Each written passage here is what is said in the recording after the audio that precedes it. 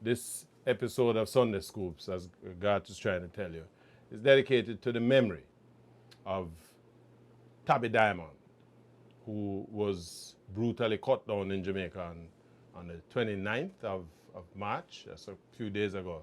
And of course, Bonnie Diamond transitioned 2 or 3 days later, on the 1st of April, after a prolonged illness. Between them both, Jamaica has lost more than 100 years of history of Jamaican music. And, you know, we really want to just raise this cry. And I want to just, you know, as a salute to the contribution of these two greats.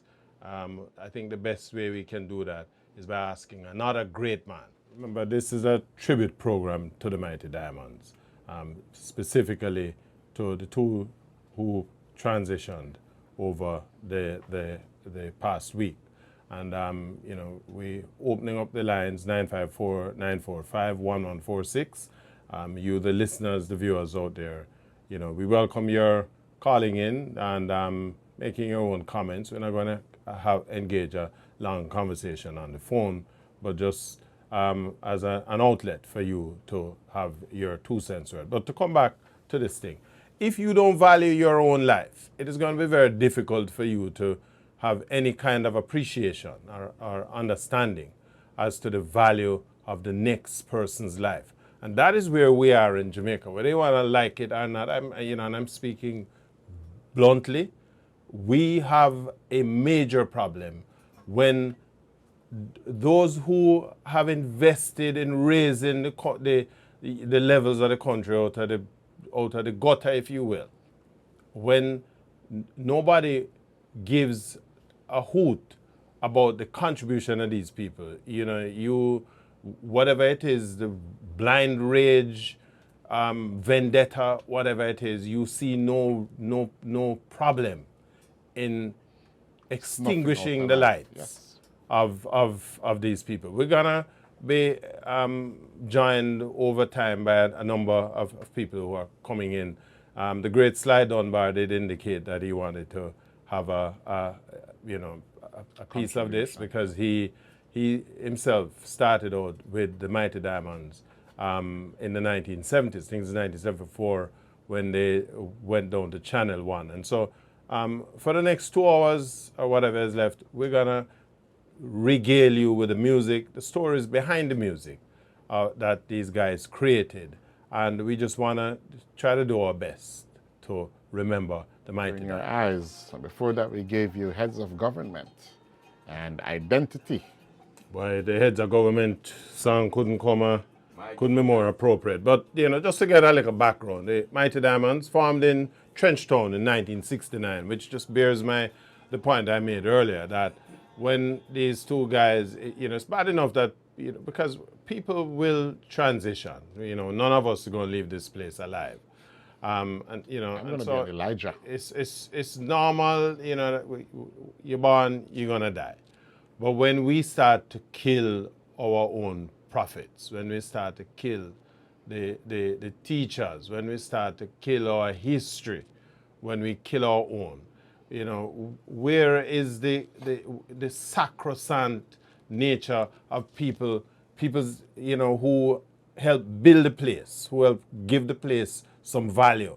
And you, as a little barefoot, dirty boy, could just walk in, and for whatever the reason, you don't have any qualms about extinguishing the lights of somebody who has helped to put this place on the map. And it you know, the heads of government, the people who are in charge, we really need to close ranks. All of us as Jamaicans, we need to really take a serious look at this crime issue. We need to start looking at Sir Richard. I am Jamaica. I am Jamaica. Absolutely, absolutely. But again, formed in Trenchtown, 1969. You can imagine we would have been just about 7 years after independence. A group of youngsters doing what the youngsters at the time does. They gather up on this, under the street light, on the street corner, and they do their own little rehearsal and basically trying to wet the feet in the music business as far as that is concerned. And so that is where they're coming from. At the time, the group was made up of Pat Ferguson, we call him Lydie, our Judge Diamond, and he had lead singer Donald Tabby Shaw, and then of course there was Simpson. Fitzroy Simpson, who was also known as Bonnie Diamond. These were the trio, and they remained together for more than 4 decades. Eh? Yeah. You can talk a little bit more about that to God, because you were president. Not the president, one of the founding members of the United Diamond. Accessing people of talent and, helping Louise, who was the president, to, seek out talent and also set up, at the time we did a big stage show with Half Pint and Michael Palm, and the headline act was Toots and the Metals, and we rehearsed at Zinc Fence on Dumfries Road. So that was, didn't last very, very long, but that put me in touch directly with more likely with Bonnie and Judge. Tabby most of the time was Our next man who is personal to has just joined us.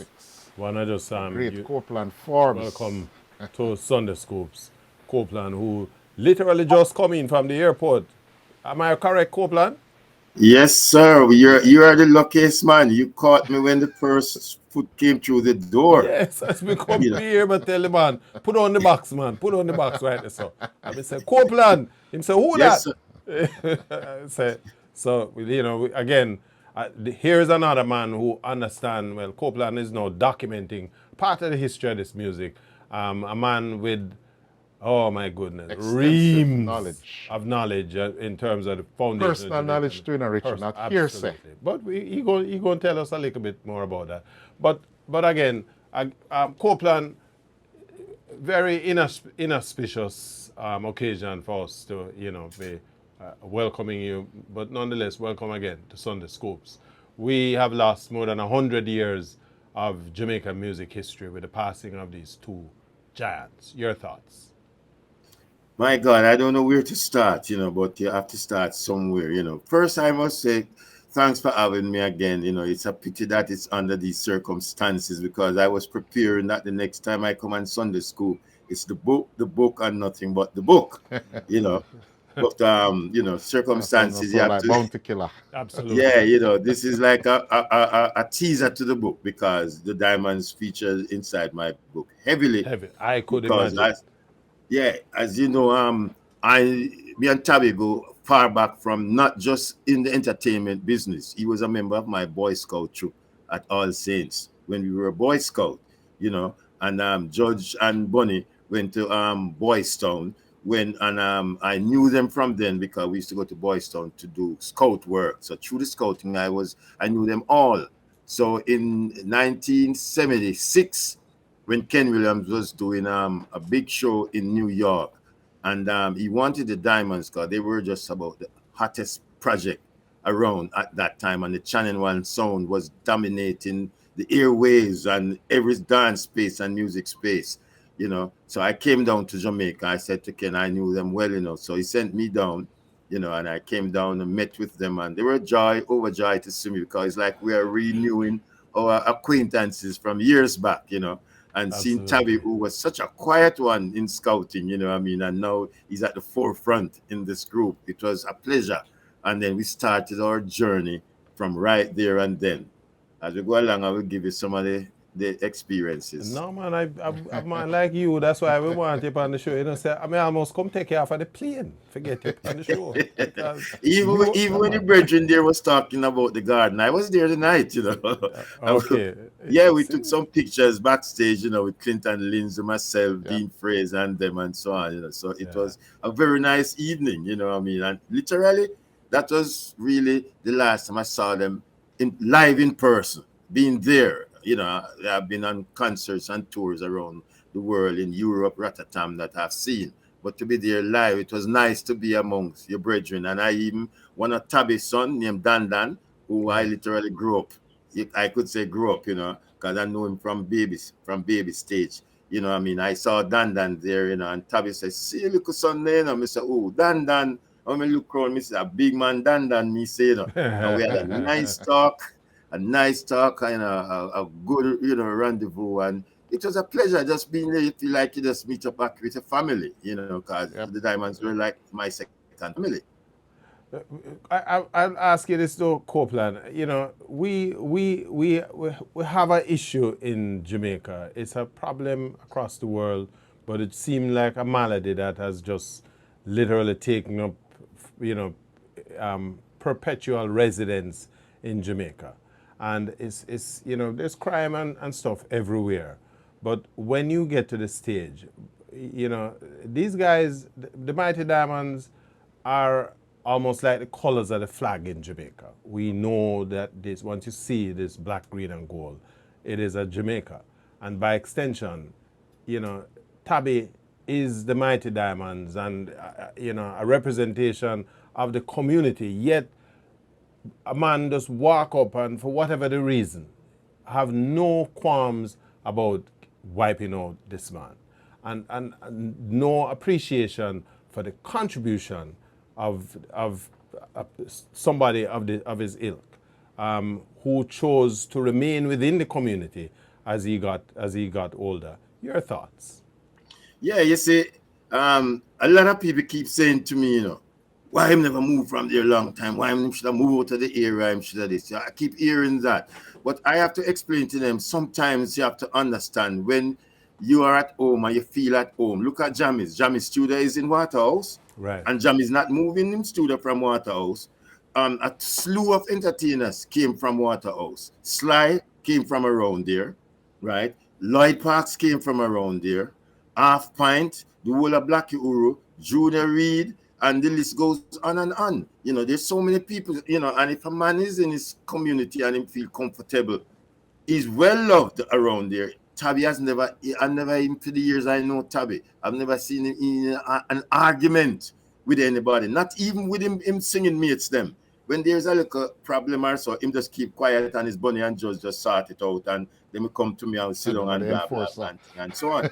You know, so Tabby, you know, for that to happen to Tabby, you know, not like say it happened in another era, right at your doorstep, at your gateway, sitting down, mellowing out with your friends them, you know, and enjoying itself in your community, you know. It's tough to bite and to digest, you know. I still can't get over it until this very moment, you know, because I am more in shock, more so than most people may understand, you know, because this year I'm celebrating my 60th anniversary. My book is coming out next month, and they are at the forefront of my biography, my memoirs, because I actually started managing them. That's where my intern as manager started, you know, with the Mighty Diamonds back from 1976. So this is very personal for you then. Yes, it's more personal than anything else because, you know, we had so much great experience. When I say experience, that I write about some of them in the book. People go and laugh when them see it, but them going to feel bad that, you know, two-thirds is not even here to really see it and enjoy it, you know, because some of them was some great moments that you could laugh about, you know, some moments that were serious but end up, you know, on the positive side, you know. And we had a great time touring around the world and experiencing some experience that we have never experienced, you know. And even Sly was there at some of them, you know. He could tell you about it. Hold that thought a little there, Copeland. We up on a break. Sly Dunbar. Great Copeland Fathers, man. Bye, I tell you, man, it's good that we can even laugh now, you know. Yeah. But, you know, under the circumstances, we still, you know, when we connect, you know, the vibes dead because it's pure memories. When I just know from exactly where I come from, way back, man. Yeah, man, from way back, you know what I mean? Way coming forward. In the dance party. Oh, Jesus Kingdom, man. And all the memories that we shared along the way, you know, with the Diamonds, with all the artists from Waterhouse. Don't forget that tour in 76 to England, you know? Oh, Jesus Kingdom. I'm going to come to that and give them a little teaser of that. The money wasn't that enough, and me and Light passed, but by Joe Gibbs Studio, me say life pass. We go to England, man. Joke, we want the money, man. Money come later, man. And them say, we go now. Right. When we go to England, we have this big house by ourselves, the boy, with food. We eat food till the food. We eat What food you till mean? Richard Branson take care of woman, give you nobody giving a hotel, a whole house, 6 floor. you know. And we have a supermarket downstairs with King Sounds and Trevor them and run it. And them kind of life down there live, huh? And from long time, I live them big life, them. Yes, sir. We did Richard a Brown. we went to 4 concerts, you know. It was a promotion tour for the Diamonds. But the man Rick Lyceum Ballroom, man. Yeah, man. You know the headline Lyceum, come out, yeah. the headline the next day. The headline the next day said reggae robbers invade Lyceum last night. Cause pickpockets and everybody had them never see so much people in the Lyceum ballroom since Bob did the live show there. It was the first London again witness this new sound coming out of Jamaica from Channel 1. And that is why Sly. It's the We first played. time everybody came out to sing, but it's going to be live. That is why Sly that we No. played that last song, the right time, because this was the Channel 1 studio is basically opening itself up. You guys are just basically taking up residence, and the Diamonds were now coming in. Talk about that. Well, we were there a good while before because Ansel Collins, there was an engineer by the name of Sidney Buckner who used to be down at Channel 1. So we used to go down every Saturday. I used to take the drum set from Tipperary Club and take it to the studio because they didn't have a drum set. And we used to play like at Saturday sessions for Ansel and some other groups with the Twinkle Brothers and these people. And then I would take my couple drum set home to go back to Tipperary to play Tipperary, a nightclub thing, you know. Mm-hmm. So I remember now I was playing one time and Herman Chinley came to me and said, I must play like Santa. I said, well, I can't play like Santa. I mean, Santa was style, I don't know what I can. So I decided, so boy, I don't want to wait 2 days after try and explain myself and express myself a certain way. So I asked Ernest for some free time. And so I don't have money, I beg some time. So myself, Ansel Collins, Dougie Bryan, and Ranchi, each of us did a song for ourselves. And I said, Ernest, I have a song for you, you know, this rhythm for you. So I played the rhythm, so he asked me a dozen times, is this rhythm how I want to say? That's your rhythm, Ernest, your rhythm. He said, sure, I said, yeah, man. So when Jojo came in here, when I was there, when he said, Jojo, this is rhythm, it's also the Sly, make this rhythm for us. And Jojo smiled, I said, boy, it sounds good, man. So the following Sunday, I went down there, but I was good on a Sunday because they were always voicing, but I wanted to learn the whole sound. So I used to take up myself and just go down the channel, like say from 2 o'clock. Stay around 7 o'clock at night. That time Maxwell Avenue was okay, you know. I used to go down and listen, boys. So I'm saying, listen this. And I play the Diamond. So who's this, the Diamond? The first time I can hear the name, I see them, man. They were near that studio and I said, boy, this is wicked, man. Wicked. So well, I think a couple of them guys, them sound good. So I think I eventually meet them. Because I remember meeting me because the rhythm was already made for them. And they must come in and voice the rhythm. Mm-hmm. So we had a thing now with them, like, Jojo always want us to go in and make the rhythm, and they come and voice. Because sometimes when the singer come with that song, it's hard to get that groove inside of the rhythm. But we always give them a groove. So when they just get the rhythm now, you just spend them song to it. So the right time was the right time when Channel 1 kick off. And funny thing, like, well, Tabby, Judge always said to me, Sly, we and you bust off the same time, you know. I say, true, you know, because that's when the drum thing take over Jamaica, and the Diamonds burst at the same time. So London want to see who's this drummer, and everybody want to hear the sound, and we can really play about this thing live and everything. So, and I was signed to Virgin, and they were signed to Virgin too. So it was one like a basket of grocery, you know. Mm-hmm. Yes, and that was I Need a Roof, 1976. Before that, you heard Backway, Mafia. Move here, cause we are mafia. Listen, those were my, as a youth in high school. The time I turned big boy, you know, in high school, in the 5th form and 6th form. And the music, I tear down the place. The slightest like a farm session you keep, you know, when this play it on off the light in a party and you know it go. But, you know, this is you rolling back the years. You guys, who play the horns on that music, Sly? I think it was Tommy McCook. Tommy McCook? I think Wingarden, and I think Marquis. Marquis, yeah. I think is a Yeah. big Amazing, dancing. amazing. Great Tommy We McCook. need to You know talk it to them from Monday. listen, Tommy McCook and the Supersonics, yes. yeah, from Scatterlights, you know. So we are looking at these guys coming through. It's a transitional period. The music is now heading in an entirely different direction. You, Sly, is literally at the forefront of this thing because the man you, would as take you 2 said, you years were to creating develop the the beat. tracks, and the singers would come in afterwards and they would sing over the track that you guys laid on. What was your own thoughts, in terms of the impact of the change? I know you mentioned earlier that Billboard has dropped dancehall and so on and so forth. All of this is caused by some evolution in the music because in your time, you were part of the evolution of the music. Yes Yeah. or no? Yeah, I was. Absolutely. And by extension still- to, yeah, go ahead. And still is a part of it. I knew he was going to say that. Absolutely. But, Yeah, but go ahead. Go man. ahead. But what does that mean now? Like in those days, we had 2 radio stations, RJ and JBC, right? Now we have one 5th radio station. I'm selling more records than what we used to sell with 2 radio stations. So everybody's doing their thing. So even when you're driving a car, sometimes you don't know what station to go. You don't even know what station you're on sometimes. And there's no program director at these stations. So everybody just do their thing, you know? So if I should come with like say, a great song, say 5 songs that sounded good, they will see this record and don't play it. And then they'll play something that don't sound as good. But if you want to project Jamaican music to the people that you grew up listening to, then I used to take my money and punch a jukebox and walk home from school, you know, from Trencham High School and go home. Go walk to our house with my friend and just punch it and I sing all the songs when I go home. These kids, I don't know what I'm listening to these days and where the trap thing.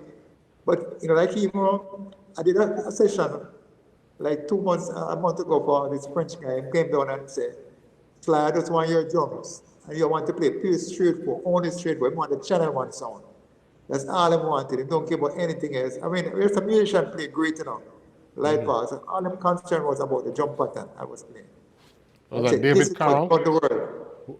Was the musician the French guy, David Carroll? No, his name is, we call him, he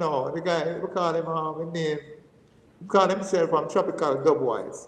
But it was Tropical me, Dubwise, Chin, Light Parks, and Robert didn't play. But all him care about was the channel 1 sound and that drum sound, that pattern. You know, so him said, this is what make up Europe, this is what Europe listening to. And the 10th song is straightforward. Absolutely. Copeland, you talked about some of your own experiences. I mean, I know you have documented, I know you don't want to give away the substance of the book, but you can give us a sweetener because, you know, This is the ideal time to give a little teaser and a little thing. The first There thing you I'm going go. to show you, and Sly, look at this one too. Right, when we did Lyceum Ballroom, right, Branson brought in a recording truck to record the concert, right? See, I still have the 2-track mix down tape here. Wow, yeah. Right? First time we seen it since when name then, right? Since them time from I've got Simpson. to find a better we address. know we need to know your yard in a party. And they recorded the concert. This is the live version of the show, you know, and I Need a Roof was effective because remember me was the MC and me started some Dillinger DJing on top of the rhythm. Jump bag of wire, figure catch bag of wire, we swimming at the Ital ball and thing. And the next day, Richard Branson took us up into his house way up in the mountains, where the first time we seen more than 4-track studio. We see a studio, must about what, 50 tracks like? Yeah, boy. Yeah, right. Ultimate. We never see a studio like that yet, right? Up in a place named the Manor, which is a big, huge studio. Yeah, And they wanted to mix down some of the tracks, they mix the album. And it's a good thing Sly was there with some knowledge. Because I remember Michael Campbell that worked at the time with Delroy Washington. That's what. Right, was there to, and as well, was there too. you know, and they mixed it down at that studio. And we're saying to ourselves, we never know, say, you have studio board, we have 50 track or 60 track. First time we're seeing this in our entire life. And they mixed the album. I still have the 2-track mixed down with me right here that I'm going to take on the road with me as an exhibition from that era. The other one I want to talk about, I know Sly don't like that one, but it's an experience that we experienced, which was frightening to us, is that Branson put us on a concert named Reading Festival, and it was loaded with punk rockers, right? So the headliner was Johnny Rotten and the Sex Pistols. Right? You know definitely what we are into. Yes. Know about that group. So here is reggae now coming to fit into punk rock thing. This when we start on the Diamond Run out. Not a dread we never run away. Not a dread we never run away. I start to 2 meters.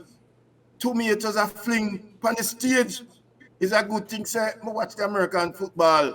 Where all the wide receiver them move from one side to the other. You may have to run and I catch 2 meters and I catch it over here and I catch this. You know, when I time one come after answer, get up and people and a point for 60,000 people. Man, you know, you know. And I 2 meters and so boom, over film section, the whole line keyboard spread out. We think so I edge the people them come to make an omelette. It looks like they come to turn we not the omelette. Listen, you know, you made a point about the music playing in the wrong pitch. If I don't hate nothing, that's one of the things that, because we grew up knowing The man them feel the pitch that the Instead of song playing- was recorded in. Instead of playing faster music, the man them play the music fast. Yeah. And the consequence is that you have a whole slew, a whole population of listeners now who don't really know what the actual music sounded like when it was created. Yeah, well, that is where when you have people who coming into the music, because they can buy the equipment and buy the record, but they don't know the history behind the record. That these songs are songs that the creators are. One of the factors taking ownership of reggae music, or taking ownership of the music, which is what reggae is that the songwriter, the singer, the musicians, they are basically playing from their own experiences. Am I right or am I right? Gentlemen. Right, that's red. Eh? Sly? You're right, man. You- Man, so, it's good. so you're writing, the songwriter is taking the experiences out of his own community, because that's what music is. It's a story. It's a story of your experience. And so you're writing from things. So the period of the 70s right up into the 80s when the whole social fabric of Jamaica is changing.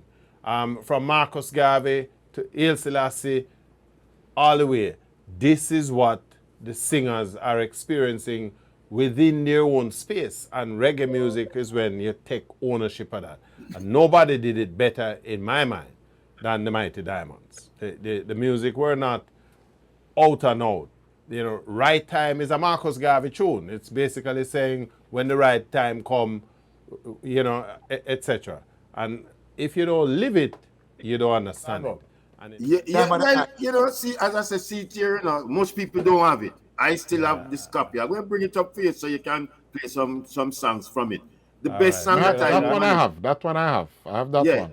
I The don't best have song I the love, the Planet best song I Earth love one. on it is when Tabby do the Smokey Robinson tune, Tracks of My Tears, you know. When you Oh, hear okay. Tabby's voice on that, man, you couldn't believe, say, it's Tabby. Is the Diamonds doing that. Because Tabby have a voice, you know, that I think was built just for Tabby.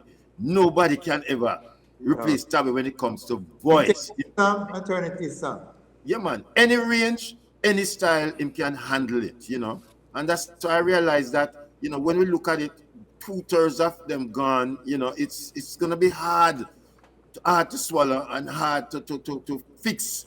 Yeah, You know, well, it have to be like memory, you know. With his charisma and seeing that the person is always smiling, never frown, how he was looking happy all the time, you know. Yeah, there was a video during the circuit on the day they took him away. There was a video of him. Yes, I I think it saw was it. with Wickerman, where he was Yeah. having a Yeah. nice time out on ends, and a couple hours later, gone.